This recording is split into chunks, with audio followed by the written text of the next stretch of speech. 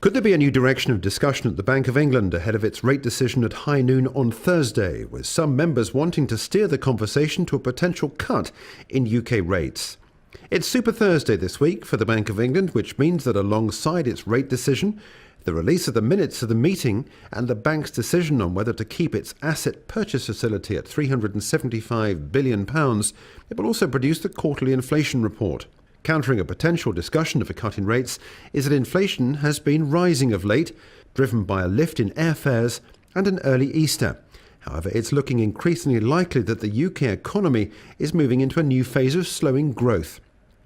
Both the bank's chief economist Andy Haldane and external MPC member Jan Verlege have discussed the possibility of cutting rates in the past. As such, they could be seen as the most likely to push for lower borrowing costs after last week's purchasing managers' reports on the main sectors in the UK economy showed growth had dropped to the weakest rate in 3 years.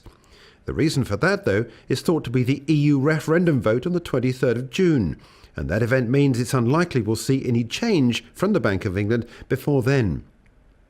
Of late, there's been little news from the Bank of England to trade, although if there is a discussion around the effects of lower interest rates at some point in the future, shorting sterling would be the trade to watch, including sterling dollar and sterling euro.